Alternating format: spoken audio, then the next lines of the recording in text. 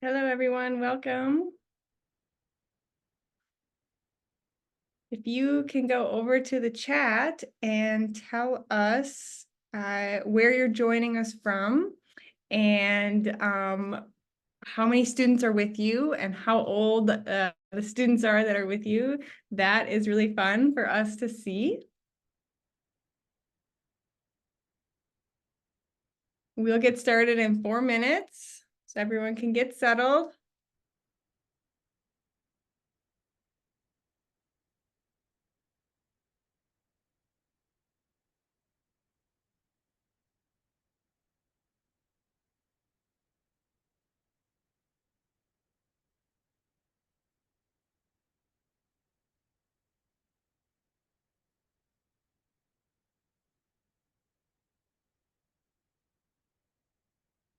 Thanks everyone for joining us in this maybe last week of school for many of you,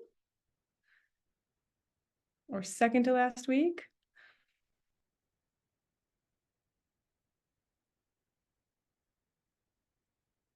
This is our last Storyteller Spotlight of the year, of the school year, so we're so happy to have you here. If you're just joining us, go over to the chat and tell us where you're joining us from, and if you have students with you, and what grade they're in, how many young people are watching.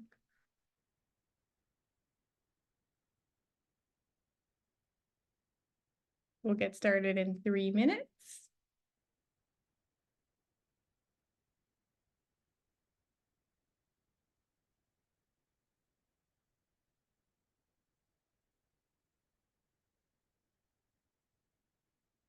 For all the teachers, if you want to get prepared, you can find the Q&A button, and that allows you to ask questions during the webinar. And so if you have questions that you already prepared with your students, you can get those ready to put in.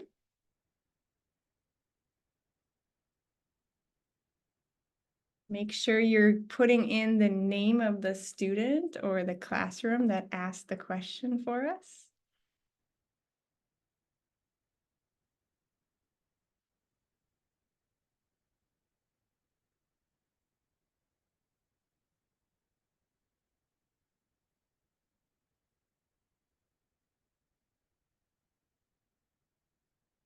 All right, for those just joining, go over to the chat and tell us who you are joining with, how many students you have with you, what grades they're in. Tell us what school you're coming from, where in the world you're watching from.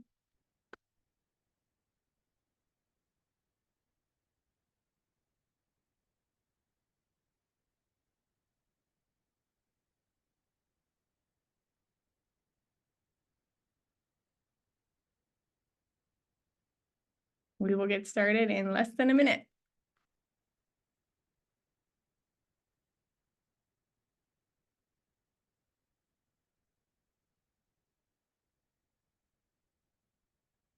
All right, just by my count from the chat, we've got hundreds of young people watching. Welcome, everyone.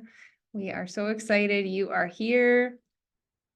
I hope we make this fun for you.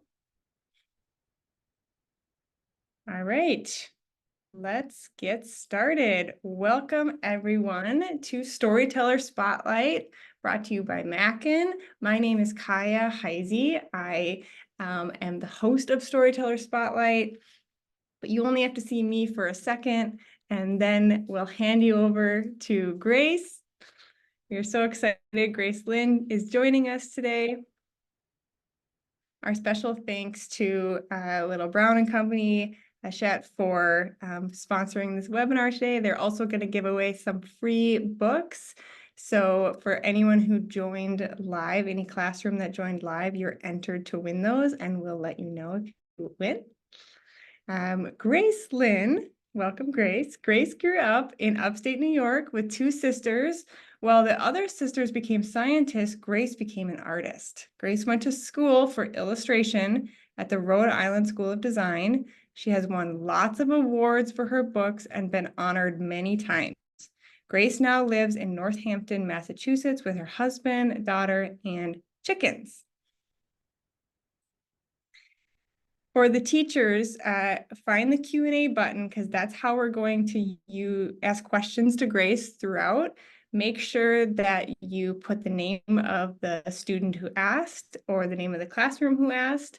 And so this is how I'll keep track of the questions and through this Q&A button on the bottom. Really briefly before we start, just wanted to make sure everyone has this on their calendar or they can send this to their colleagues in older grades. Alan Gratz is joining us in September. We're taking the summer off for Storyteller Spotlight, but you'll get an email about this if you're subscribed to Mackin emails. And then if you take any pictures of your class watching today, feel free to tag us. We'd love to see those pictures. All right, I'm going to hand it over to Grace, who's going to talk a little bit about her story and her new book. All right. Hi, everybody. I'm so happy that you're all here. Hopefully you all know who I am. I am Grace Lin, and I am an author and illustrator of many books. Most people know me either for my book, Where the Mountain Meets the Moon, or my picture book, A Big Moon Cake for a Little Star, which is over there.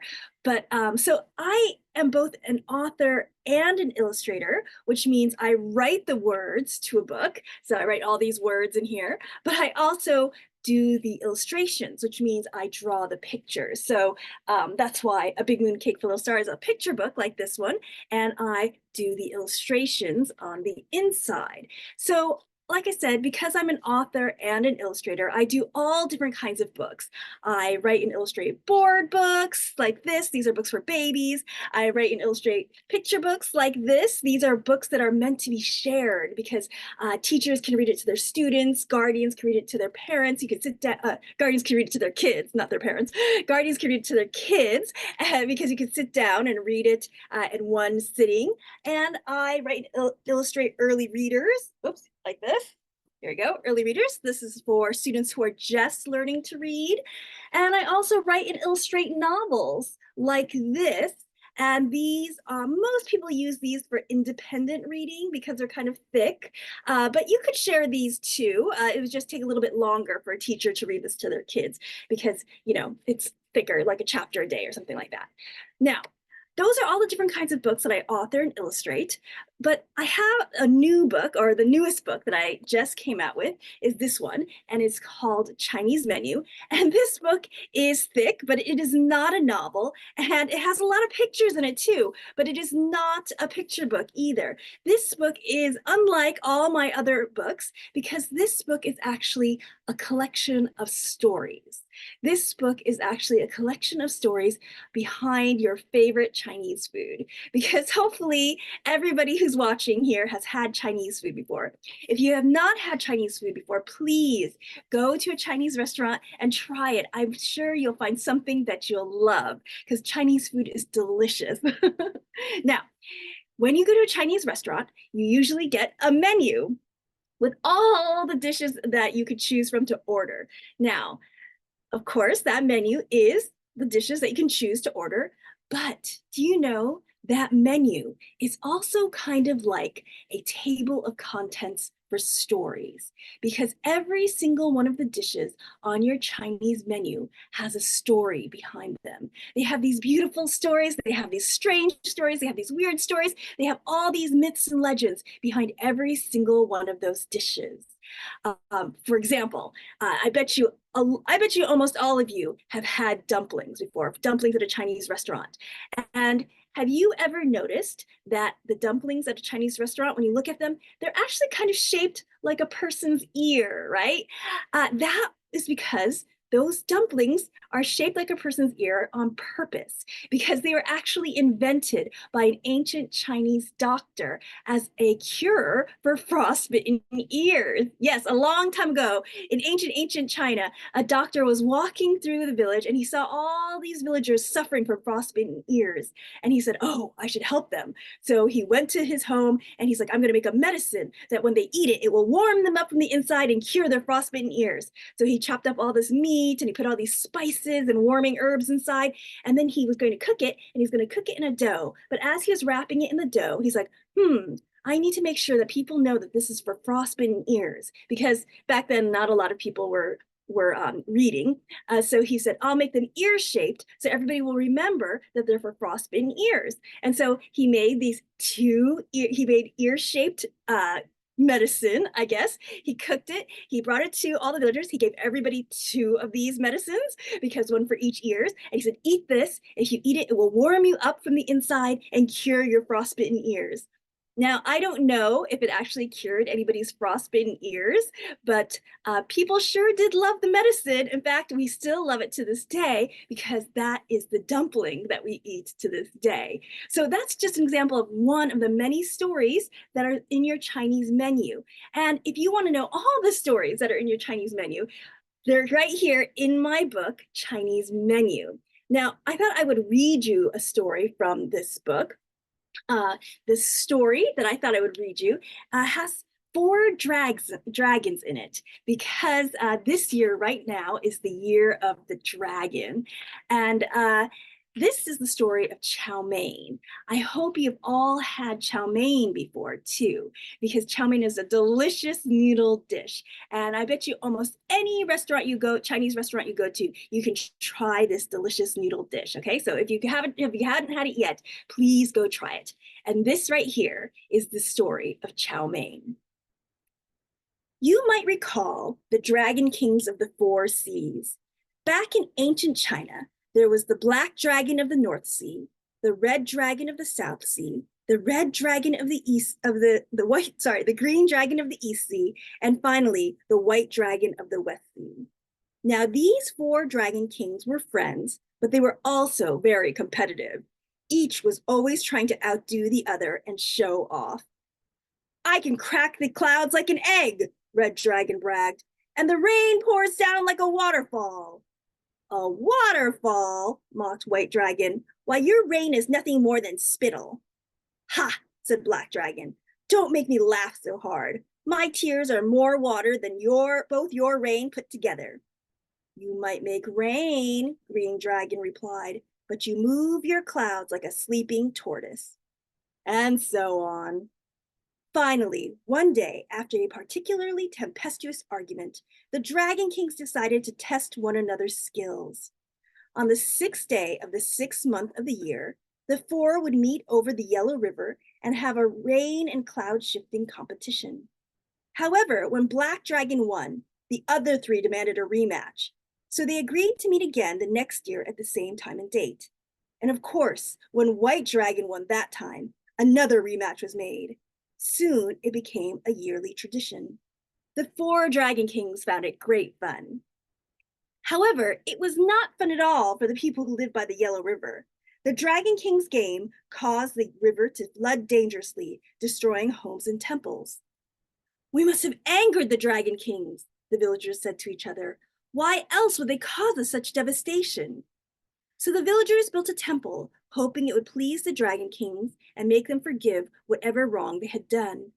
But when the 6th day of the 6th month came, the temple was completely unnoticed by the Dragon King and was promptly destroyed during their game. The villagers tried again with a grander temple.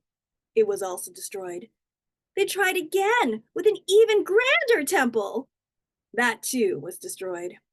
"It isn't working," the villagers said. "There's nothing we can do to appease the Dragon King."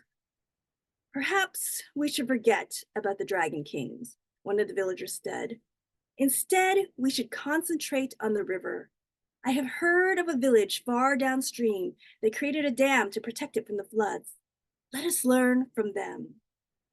So the people began to make their own dam to protect their village. It was hard work, but all were determined to finish before the 6th day of the 6th month, refusing to return home even to eat. On the 5th day of the 6th month, the men of the village worked through the night, determined to work even as day broke. The women, concerned for their husbands, fathers, and sons, also woke before the sun rose to make food for the workers. One of those women was Shangu. She was smart, capable, and most of all, observant. But her father and husband were working on the dam, and she noticed that the bun and cakes that she had brought them earlier had quickly spoiled and grown mold in the hot, humid weather. She wanted to make something that wouldn't spoil as they worked. Yet the only thing Shangu had to cook with was coarse wheat flour. As she stared at it, Shangu thought if she made flour into a dough of thin strips and stir-fried it, perhaps that would protect it from spoiling, as well as make it easy to reheat. As she tested a small batch, an appetizing aroma wafted from her pan. When she added water, the smell became stronger and even more delectable, and a quick bite told her that it was just as wonderful to taste as well. Shangu ran to the other women in the village to tell them about her invention. Soon, all the kitchens were filled with the mouth-watering, enticing smell of Shangu's noodles. And what about the Dragon King? Well, by this time, the sun had risen and the 4 Dragon Kings had assembled to start their game. But a captivating aroma was distracting them all. "What is that smell?" Green Dragon asked. "I don't know," Red Dragon said, "but it is making me hungry." "It smells delicious," Black Dragon said. "We cannot begin until we know what smells so good," White Dragon declared. All the dragons agreed and began to search for the source of the wondrous smell. They flew up and down the Yellow River, over and through many villages, but they could not find the origin of the smell. "Where could it be coming from?" Black Dragon moaned, almost in despair. "How can we find out?" "We will have to ask the Jade Emperor," Green Dragon said. "He will know." The others concurred, and they all quickly flew up to see the Jade Emperor at his palace in the heavens. "Please," the 4 Dragon Kings begged, "tell us where that smell is coming from." The Jade Emperor readily consented to their request, for he too smelled the tempting aroma. Using his divination powers, he deduced that the smell was coming from the kitchen of Shangu. "Go to this woman," Jade Emperor said, "and invite her here to make this food. I want to try it as well." When the 4 Dragon Kings appeared in front of Shangu, she was extremely surprised. But she was happy to accompany the dragons to Jade Emperor's palace and make her newly invented stir-fried noodles for all the heavenly court. As the members of the court, the dragons, and the Jade Emperor himself praised and devoured the noodles, they asked Shangu about her creation. "I wanted to make something for my husband and father to eat that would not spoil, since they could not come home to eat," Shangu said. "Why could they not come home to eat?" the Jade Emperor asked. "Because they are working non-stop to finish the dam before the 6th of the month," Shangu replied. "Why must they finish the dam before the 6th of the month?" Jade Emperor asked. "Because every 6th day of the 6th month, the Yellow River floods and destroys our village," Shangu said. At this, the 4 Dragon Kings looked at each other in guilt and embarrassment, probably for the first time realizing that their game was not fun for those down below. "And why," Jade Emperor said, looking directly at the Dragon King, "does the Yellow River flood on the 6th day of the 6th month?" The Dragon Kings gulped. "That is when we the Green Dragon bowed his head, "have a little competition with each other." "I see," Jade Emperor said, his eyes piercing as he looked at each of the Dragon Kings in turn. "I think you should not have this competition anymore. Do you agree?" Each of the dragons nodded, shamefaced. So when Shangu returned to her village, she was delighted to tell everyone that the floods were over. The villagers, of course, were elated and began a jubilant celebration that seemed to never end. Even now, every year on the 6th day of the 6th month, the people continue to celebrate by eating Shangu's stir-fried noodles, known today as chow mein. So that's the story of chow mein. And like I said, it had the 4 dragons in it, like that. And this year right now is the year of the dragon. So I hope that brings you some good luck for this year, the year of the dragon. All right, so I thought maybe now we could do some questions. Great. Thank you, Grace. Okay, your first question comes from a 4th grade class. They're wondering, how old were you when you made your first book? Oh, okay, I can answer that in 2 ways. Okay, so when I was in elementary school, I still love books, but I've always loved books, even as young as in elementary school. So whenever there was a school assignment, I always made a book. In fact, I have a book here. I made this book when I was in 7th grade. Oops, 7th grade. And so you can see it's very old and it's falling apart. But so I was always making books. So you could say that I was making books from like 5th or 6th grade. But my first published book was published in 1999, 25 years ago. Shafia and Joyce asked, did your parents encourage you to be a writer? Oh, did my parents encourage me to be a writer? Um, my parents did encouraged me to enjoy writing, and they encouraged me to enjoy creating art, but they did not really encourage me to pursue that as a job. They did not think it was a very good career, because my parents are from Taiwan, and they had very traditional ideas of what a job was. They thought, a job is where you become a doctor, where you become a lawyer. That's their traditional idea. They never knew anybody who was an author and an illustrator as a job, and so it was not something that they were used to. So I don't know. They did try to discourage me, but I really, really wanted to be an author and an illustrator so much that in the end, I think they now are glad that I'm an author and illustrator now too. Disha is wondering, what art tools do you use for your illustrations? Oh, well, if you talk to other illustrators, you'll find out that most illustrators these days are probably using the computer, but I'm kind of still old school. Remember, my first book was 25 years ago, so I still just use pencil and paint and paintbrushes and water. The kind of paint I use is called gouache, which is kind of like a thick watercolor paint. Arya wants to know how you think up all of your stories. Where do you get your inspiration? So all of my books are inspired by something in my real life. Now, that doesn't mean that all of my books are true. Like, I've never flown on a Chinese dragon or anything like that, but they are inspired by things that I've seen or experienced in real life. For example, I went to Taiwan, China, and Hong Kong, and I saw so many statues of Chinese dragons. I saw so many palaces and villages there, and all those experiences inspired Where the Mountain Meets the Moon. And of course, Chinese menu, like I've eaten at many, many, many Chinese restaurants, and I've eaten there many times. And every time I eat at a Chinese restaurant, especially when I was younger, I would order something. I'd be like, this is such a weird name for this food, like dragon and phoenix, and it just turns out to be like shrimp and chicken. Why is just shrimp and chicken called dragon and phoenix? And so this book was inspired by those questions I had when I ate at Chinese restaurants.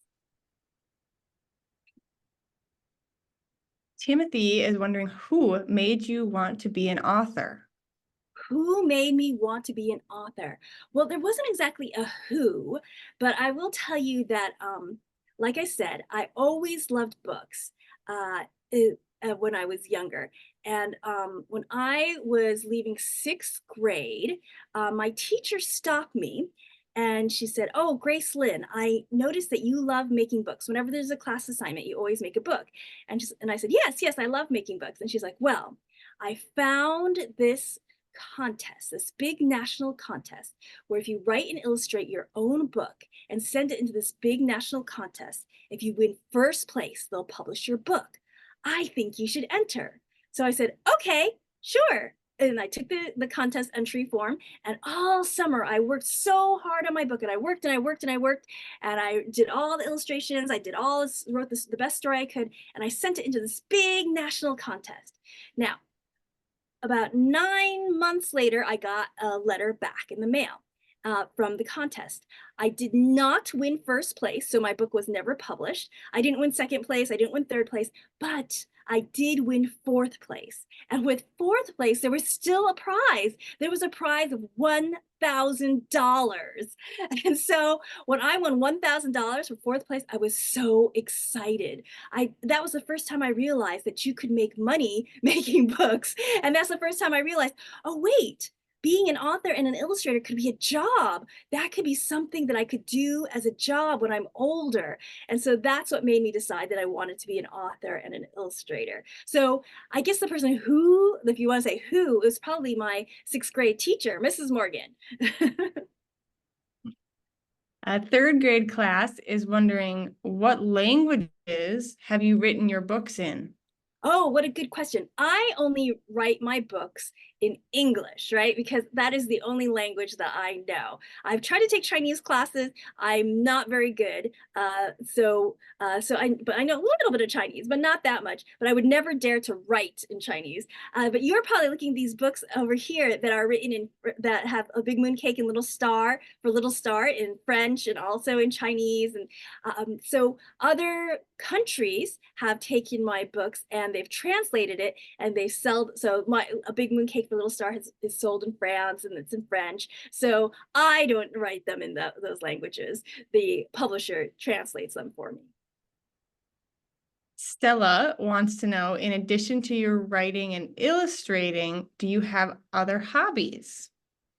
In addition to my writing and illustrating are my other hobbies. Gosh, my writing and illustrating takes so much time, and so does my having a family of my husband and my daughter, and my family of 6 chickens. So I have to take care of the chickens. So I think my hobby is taking care of my family, my chickens, and I do like to garden. Though I am this year, I am growing an ugly vegetable garden for the first time in many years. So we'll hope that the vegetables turn out well this year. Egan asks, how fast do you write books? Oh, how fast do I write books? I do not write fast at all. So this book, Chinese Menu, okay, so this tells you how long that this book has been. I've been working on this book. I got the idea for this book all the way back in 2001, maybe, because I did a picture book, a sequel to Dim Sum for Everyone, called Fortune Cookie Fortunes. And with Fortune Cookie Fortunes, it was a picture book. That's when I found out for the first time in 2002 that fortune cookies are a completely Asian American invention. So if you go to China and ask for a fortune cookie, nobody will know what they are. Or if they do know, they'll call it, oh, the American cookie, right? Because they don't have fortune. It's not a Chinese cookie at all, which is really funny because here in the United States, we all associate it with Chinese restaurants. So I would tell this kind of this fact to all of my friends. I'd be like, do you know that fortune cookies was invented here in the United States? And all of my friends, when I told them that, they'd all say, oh, so fortune cookies, they're not even really Chinese. And they always said that in kind of a really not nice voice and kind of a disparaging way. And after I heard them say this like over and over again, every person I told, oh, they're not really Chinese, it kind of started making me feel bad for the fortune cookie. I started feeling bad because I was born here in the United States. I grew up here, and I just told you I don't even speak Chinese very well. I take lessons, but I'm not very good at it. And I kind of felt like, oh, is that what people are saying about me? Like, oh, she's not even really Chinese. And it made me feel really bad for the fortune cookie. And it made me feel like, you know what? The fortune cookie should be really proud of itself. The fortune cookie is probably the first Asian American food. And we should think that's something really cool. We shouldn't be like, oh, it's not even really Chinese. Just like being Asian American is something really cool, you know? So that gave me the idea. I said, well, you know, I want to do a book on all this American Chinese food. All this, when you go to a Chinese restaurant, sometimes there's people who will say, oh, General Tso's chicken, that's not really Chinese. I was like, I want to do a book on all this American Chinese food to give it the respect that it deserves as Asian American food. And so that's what gave me the idea to do Chinese menu. Now that's all the way back from 2001 and now, or 2002. So what year is it now? 2024. So you can see it take a long time to make books, and it takes me a long time to make all of my books. I'm not a very fast book maker, which I know it looks like I am because I have so many behind me, but I've been doing this for a long time. Moira is wondering, where did you learn all this Chinese history? Oh, what a great question. So for me, the way I've learned the Chinese history is I ask my parents, I read a lot of books, and also for this book specifically, because this book is considered nonfiction. So this for Chinese menu, I collected all these stories from books and from my parents and from my relatives.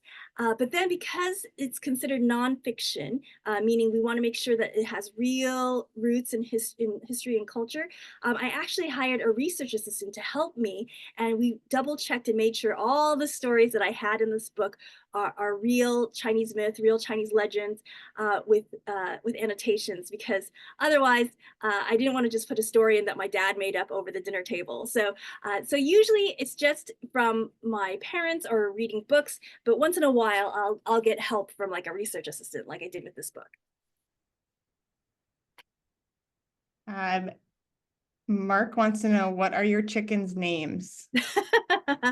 So my chickens' names, my daughter named the chickens when she was, gosh, I think she was maybe in first or second grade, and a lot of them are named after the characters in her favorite books at the time. So we have Melvin, who is from Captain Underpants. We have Olga, who is from this book Olga from by Elise Gravel. We have Zeta from Zeta the Space Girl. We have one is just named Chicky Lulu, and the other is named Pecan, and those are not from books. A Freeman asks, what feelings do you experience when you're writing a book? Oh, what feelings do I experience when I'm writing a book? My feelings when I'm writing a book is very much a roller coaster. You know, sometimes I love the book so much and I'm like, this is so wonderful. And sometimes it's like really, really love, like this book is terrible. It's awful. I should give up. So it's a very up and down roller coaster of emotions and a big up and down roller coaster of feelings when I write a book. But usually I just have to keep pushing through and hope, and when I get to the end, it's usually worth it. Though honestly, it is a very strange thing to write a book because you spend so much time alone. I spend so much time alone writing and creating my books. That's why the best part is when I get to interact with students like you, when I realize, oh, people are actually reading this book. People like this book. People care about this book. It's connecting with people. So that's the best part of making a book, honestly.